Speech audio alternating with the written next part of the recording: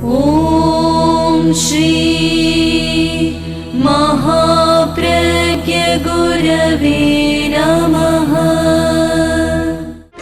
जिसके सांसों में रहता है शाश्वत शांति का स्पंदन, उस महाप्रज्ञ को वंदन, उस महाप्रज्ञ को वंदन।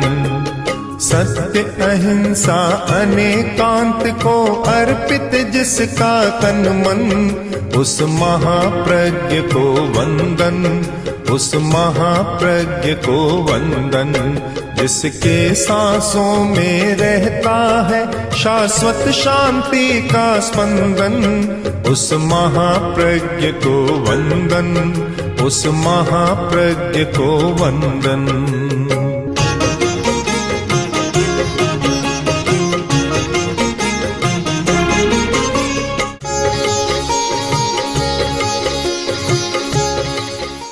हमें सत्य को समझने के लिए अतीत को देखना भी जरूरी है।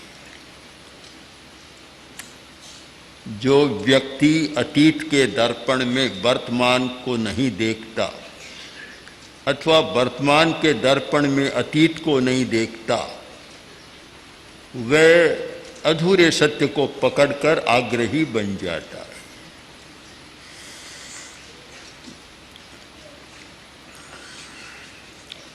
एक समय था जिसे यौगलिक युग कहा जाता है। भगवान ऋषभ से पहले का समय यौगलिक समय। उस समय मनुष्य की प्रकृति को देखें और आज के मनुष्य की प्रकृति को देखें, बहुत बड़ा अंतर है, आकाश पाताल जैसा अंतर है।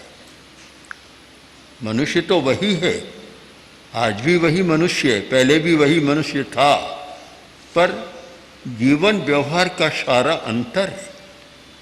अब उस अंतर को हमें पढ़ना है कि इतना अंतर क्यों, क्या कारण है। उस समय अभाव नहीं था,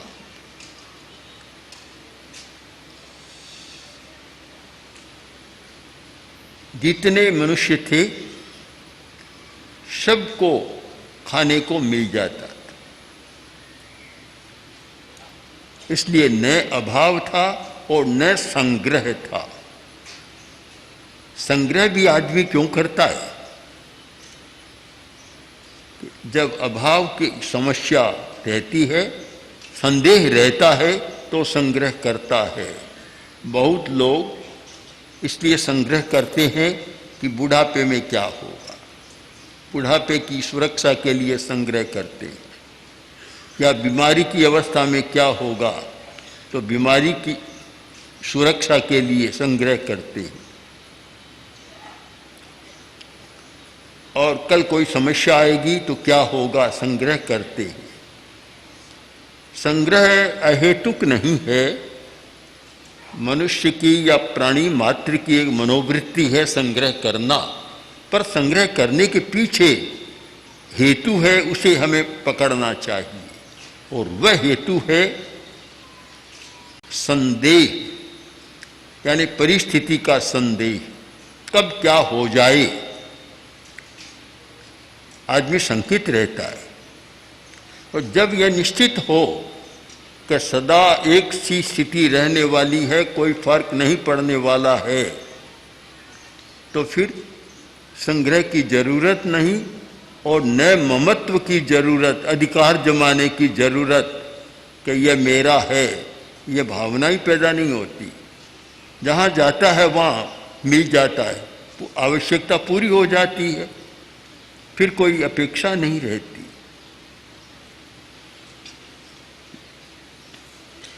वर्तमान की स्थिति को देखें और यौगलिक युग से उसकी तुलना करें तो हमें कई दृष्टियों से विचार करना होगा।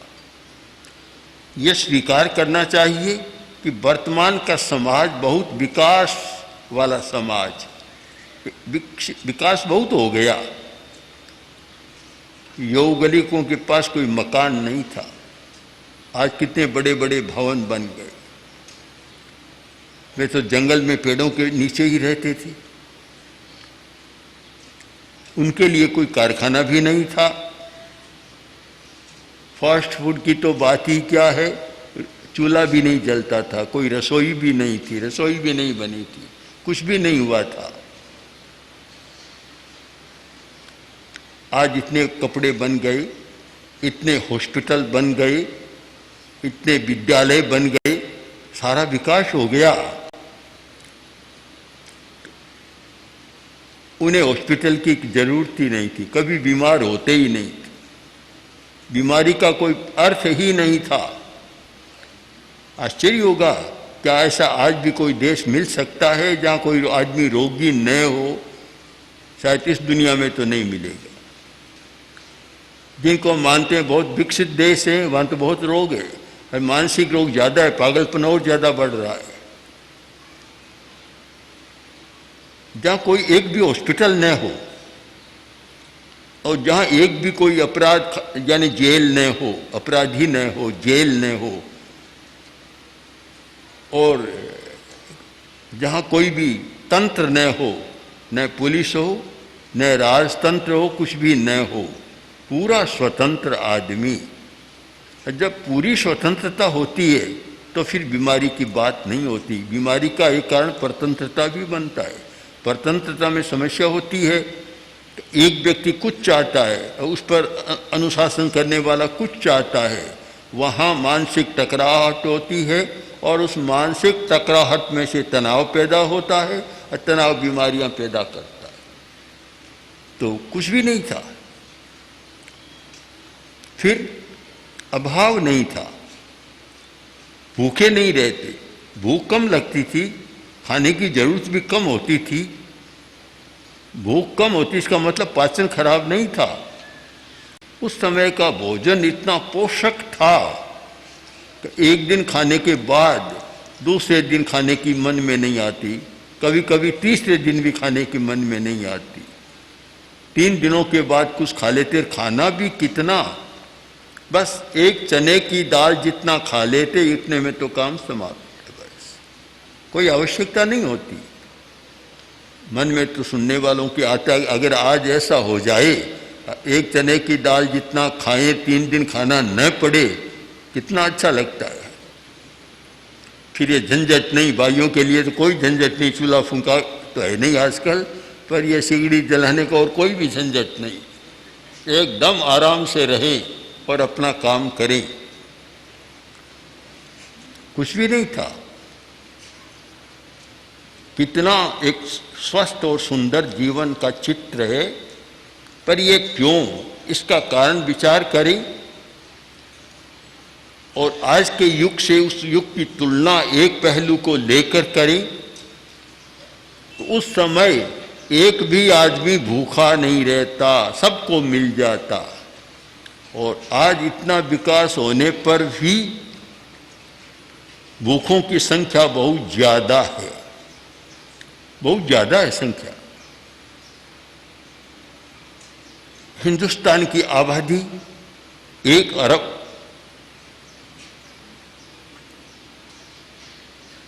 100 करोड़ की आबादी वाला देश है, उससे थोड़ा बढ़ भी गया है। उसमें लगभग आधे लोग ऐसे हैं जिनको पेट भर पूरा भोजन नहीं मिलता रोज। किसी को सुबह मिलता है, किसी को शाम को मिलता है तो ही कोई पोषक भोजन नहीं मिलता। बहुत सारे चिंता, भोजन की चिंता में ही रहते हैं।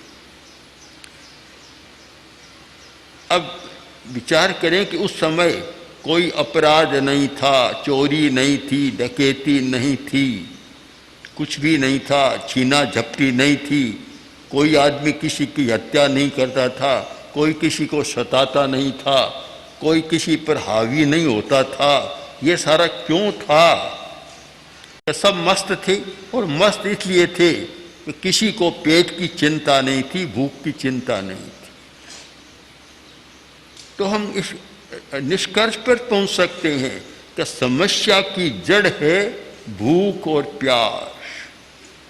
बस ये होती है तब आदमी कितना अनर्थ करना शुरू कर देता है, कितना अपराध शुरू कर देता है और कितने हिंसा को बढ़ावा देता है। हमें स्वीकार करना चाहिए कि यौगनिक युग में ये कोई साधारण हिंसा की बात छोड़ने और हिंसा बिल्कुल नहीं थी, बड़ी हिंसा कोई नहीं थी। न तो कभी किसी ने किसी की हत्या की, न किसी ने किसी पर कोई आक्रमण किया। और तो क्या रसोई की हिंसा नहीं थी, खेती की हिंसा नहीं, रसोई की हिंसा नहीं। सबसे कम हिंसा का जीवन अगर खोजा जाए तो शायद यौगनिकों का जीवन है। और मानसिक हिंसा भी नहीं थी, इतने सरल और भद्र, न कोई बुरा सोचते न कोई बुरा विचार करते। शायद उनमें नकारात्मक विचार, नकारात्मक भाव जीवन में भी कभी आता कि नहीं आता। इस मामले तो साधु सन्यासियों से आगे थी। कोई भी नहीं, लड़ाई झगड़ा नहीं, कलह कराग्रह नहीं, तू तू मैं नहीं, कुछ भी नहीं। कितना सुंदर। आज भी ऐसा लगता है कि ऐसा समाज हो जाए, ऐसा परिवार हो जाए जिसमें कभी लड़ाई झगड़ा न हो। पूछने की बात तो नहीं है, पर अगर पूछा जाए हजारों लोगों से कि क्या कोई ऐसा परिवार है जिसमें कभी भी लड़ाई झगड़ा नहीं होता, खोजा जाए, खोज की जाए। एक आदमी बंबई जाए और जहाँ करोड़ से अधिक आबादी है और ये खोज शुरू करे, सर्वे करे, शोध शुरू करे कि कौन सा घर है जहाँ की लड़ाई झगड़ा नहीं होता। मुझे लगता है कि अगर 1 करोड़ की आबादी है, इतना बड़ा नगर है, तो 10, 20, 100 घर भी मिल जाए कि जहाँ कभी कोई लड़ाई झगड़ा तू तू मैं नहीं होती, तो दुनिया का आश्चर्य मानना चाहिए। पर वह समय था, नहीं था। कारण कि हिंसा को जन्मने का मौका मिलता है अभाव की स्थिति में। यह कहावत है, अभाव स्वभाव को बिगाड़ता है। बिल्कुल सही बात है। अभाव में आदमी का स्वभाव बिगड़ता है। जब हिंसा का बीज अंकुरित हो जाता है तो फिर हिंसा को आगे पनपने का मौका भी मिल जाता है, पनपने का मौका मिलता है। कितना अंतर। आज तो हमने देखा कि अहिंसा यात्रा के दौरान देखा और जगह जगह ये सुना कि महात्मा जी हमारे लिए कोई व्यवस्था करें कि हमें खाने को दाना नहीं मिल रहा है पूरा, न खेत है, न कूड़ा है, कुआं है, न रहने को जमीन है, खेती को जमीन नहीं है, कुछ भी नहीं है, खाने की व्यवस्था करें।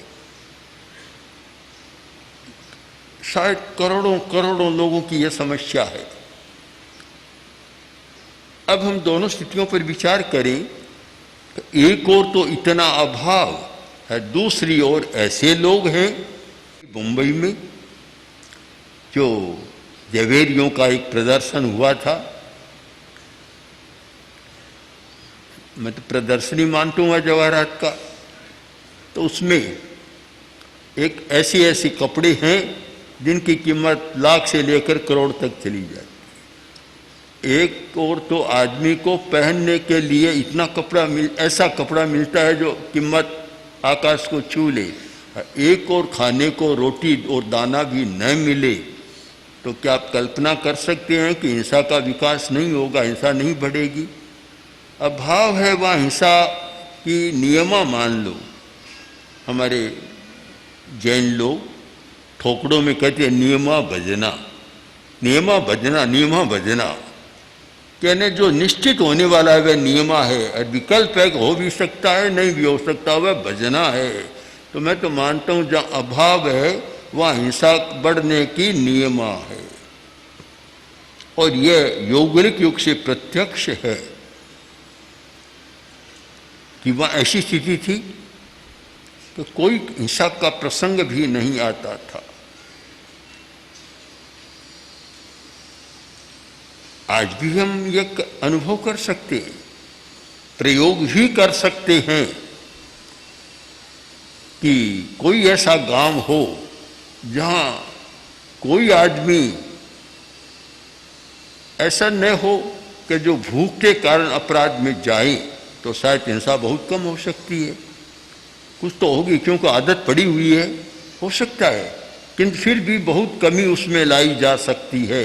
और इसी आधार पर लोगों ने कल्पना की थी अहिंसक गांव, अहिंसक राज्य, अहिंसक समाज की कल्पना कितने वर्षों से चल रही है। बहुत लंबे समय से ये कल्पना चल रही है कि अहिंसक समाज की रचना, परंतु अहिंसक समाज होगा कैसे? जब तक मूल समस्या पर ध्यान नहीं दिया जाता है, तब तक अहिंसक समाज की बात बन नहीं सकती। 1000 आदमी तो खूब छककर खाए, खूब मिले, और पास वाले गांव के 1000 आदमी भूखे रहे, फिर अहिंसा के विकास की बात या अहिंसक समाज रचना की बात कभी संभव नहीं है। अहिंसक समाज की रचना की बात और ये अहिंसक समाज की बात, इस शब्द को भी मैंने तो नकार दिया। कभी ऐसा सोचना नहीं चाहिए कि अहिंसक समाज की रचना होगी, वर्तमान में लगता नहीं है, संभव भी नहीं है। चारों ओर जहां आग लग रही हो, क्या ऐसा बीच में कोई टापू हो सकता है कि जो वहां सुरक्षित रह जाए? कभी संभव नहीं।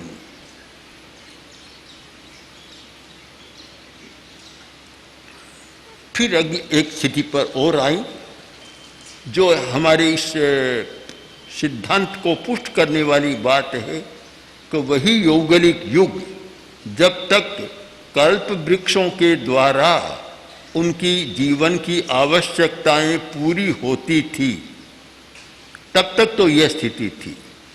और समय परिवर्तन के एक ऐसा समय आया कि कल्प वृक्षों के द्वारा आवश्यकताएं पूरा होना कम हो गया। कम हो गया तो फिर सबसे पहले क्या होता है? हिंसा का मूल कारण है परिग्रह, ममकार, ममत्व। ममत्व हिंसा की जड़ है कि मेरा है, बस यहां हिंसा शुरू हो जाती है। और यह ममत्व की बुद्धि पैदा होती है। आचार्यांग सूत्र का एक बहुत सुंदर वाक्य है, इतना अनुभवपूर्ण वाक्य है कि जे ममाय्य मतिम जहाति से जहाति ममाय्यम। ममत्व को कौन त्याग सकता है? जो ममत्व की बुद्धि को त्याग देता है। जब तक ममत्व की बुद्धि को नहीं छोड़ता, वह ममत्व को त्याग नहीं सकता। मेरा है ये कहने से पहले उसमें मेरेपन की मति पैदा होती है, बुद्धि पैदा होती है कि मैं किसी पदार्थ को अपना बना लूं, मेरा बना लूं। ये ममत्व की मति है। और जब ममत्व की मति है, फिर वह ममत्व को छोड़ नहीं सकता, ममकार को छोड़ नहीं सकता। इसलिए अनुभव के साथ कहा गया कि जे जहाई ममाय्यम ममाय्य मतिम से जहाई ममाय्यम। जो ममत्व की मति का त्याग करता है, बुद्धि का त्याग करता है, वह ममत्व को छोड़ सकता है। जब यह बुद्धि बन जाए, यह मति जागृत हो जाए कि दुनिया में मेरा कुछ नहीं है, एगो में सासव अप्पा अशेषा में बाहिरा भावा, एक मेरी आत्मा मेरी है और सब तो पदार्थ दूसरे हैं, पराये हैं, मेरा कुछ भी नहीं है। ये बुद्धि पैदा हो जाए तब कोई व्यक्ति ममत्व को छोड़ सकता है। किंतु जीवन की प्राथमिक आवश्यकताएं पूरी नहीं होती, वहाँ आदमी इस बात को भी छोड़ नहीं सकता। जब युगलियों की, यौगलिक मनुष्यों की जीवन की आवश्यकताएं पूरा होने में कठिनाई पैदा हो गई, कल्प वृक्षों से मिलना कम हो गया, तब सबसे पहले क्या हुआ? जो समस्या की जड़ है, हिंसा की जड़ है, वह पैदा हुआ ममकार। ममकार। एक यौगलिक यहाँ रहने वाला है, आसपास घूमने वाला, दूसरा आया और कल्प वृक्ष है और मुझे इससे कुछ लेना है, खबरदार ये मेरा है, तुम यहाँ नहीं ले सकते। बस सबसे पहले खबरदार क्या हुई कि यह मेरा है, तुम यहाँ से नहीं ले सकते। तो फिर उसने कहा तुम्हारा कैसे हुआ? ये तो जंगल है, सबका है, तुम अपना अधिकार क्यों करते हो? क्यों अधिकार करते हो? यह नहीं हो सकता। फिर क्या शुरू हुआ? लड़ाई झगड़ा। जहाँ ममकार हुआ और फिर शुरू होता है लड़ाई झगड़ा। जहाँ ममकार नहीं है वहाँ कोई लड़ाई झगड़ा नहीं होता। कि मेरा घर है और कोई घुसना चाहे तो लड़ाई शुरू हो जाएगी। रास्ते पर कोई लड़ाई नहीं होती, रास्ता सबका है, किसी का नहीं है, तो लड़ाई नहीं होती। शायद धर्मशाला में भी नहीं होनी चाहिए पर हो जाती है। क्यों? कि ये मैं पहले आ गया, ये कोठड़ी मेरी है, बस। वहाँ भी थोड़ा ममत्व जोड़ा और लड़ाई झगड़ा शुरू हो जाएगा। सारी लड़ाई का कारण क्या आप विचार करें कि जब मान लिया मेरा है तो वहाँ लड़ाई शुरू हो जाएगी। एक आदमी, अच्छा परिवार था, कई भाइयों का परिवार, सब साथ में आनंद से रहते थे। 2 भाई साथ ही रहते थे। एक दिन छोटे भाई की पत्नी बोली अब आज से हम साथ नहीं रहेंगे, अलग होंगे। भाई ने कहा ऐसा क्यों सोचती हो, हम तो साथ रहेंगे, अलग क्यों? क्या नहीं, अब हम साथ नहीं रह सकते। क्यों नहीं रह सकते? क्या देखो आज की घटना है, तुम्हारा भाई बाजार से आम लेकर आया था, तो 4 आम थे, 2 तो बढ़िया थे, 2 घटिया थे। तो अपने बेटे को तो 2 बढ़िया आम दे दिए, मेरे बेटे को 2 घटिया आम दे दिए। अब हम साथ नहीं रह सकते। मेरा बेटा तेरा बेटा, बस जहाँ मेरा और तेरा आ गया वहाँ तो लड़ाई शुरू होगी, अलगाव भी शुरू होगा, बिखराव भी शुरू होगा। कितना महत्वपूर्ण था, आचार्य भिक्षु ने यह इस बात को पकड़ा कि तेरा पंथ। तेरा पंथ का मतलब अर्थ तो ये कहते हैं हे प्रभु ये तेरा पंथ, किंतु इसका दूसरा अर्थ ये है कि जहाँ ममकार नहीं है, अहंकार और ममकार नहीं है, उसका नाम है तेरा पंथ। इस पर बल दिया कि ममकार मत करो। शिष्यों को लेकर कितना लड़ाई झगड़ा होता है, क्योंकि ये मेरा शिष्य है, तुमने फटा लिया, इधर कर लिया, यह मेरा था, यह मेरा था। कोई झगड़ा नहीं है। क्यों नहीं है? कि किसी का शिष्य होता ही नहीं। मेरा शिष्य कहने का शब्दकोश में तेरापंथ के लिए शब्द ही नहीं है मेरा शिष्य। ये मेरा शिष्य जैसा प्रयोग ही नहीं है, मेरा होता ही नहीं है। सब शिष्य गुरु के होते हैं। तो जहाँ मेरा नहीं है तो फिर परस्पर में झगड़ा भी नहीं होता। अगर ये हो कि 10 शिष्य तो अमुक महाराज के हैं, 10 अमुक के हैं, 10 अमुक के हैं, तो परस्पर में लड़ाई झगड़ा होना अनिवार्य है, बिखराव होना भी अनिवार्य है। यानी हम विचार करें कि हिंसा की जड़ ममकार, बस अभाव और ममकार, फिर मेरा संग्रह हुआ और हिंसा का विकास हुआ। इतना सुंदर शब्द दिया है आचार्यों ने कि संग्रह का अल्पीकरण करो। छोड़ तो नहीं सकते, कोई भी गृहस्थ संग्रह को छोड़ नहीं सकता, किंतु महासंग्रही मत बनो। अल्प संग्रह, अल्प आगम का शब्द है, अल्प परिग्रह और महापरिग्रह। अल्प संग्रह का अल्पीकरण करो। ये बात हमारी चेतना में बैठ जाए, समाज की चेतना में, कि संग्रह का अल्पीकरण करना अहिंसा के विकास का रास्ता है और संग्रह का महाकरण करना, महासंग्रहकरण करना हिंसा को बढ़ाने का रास्ता है।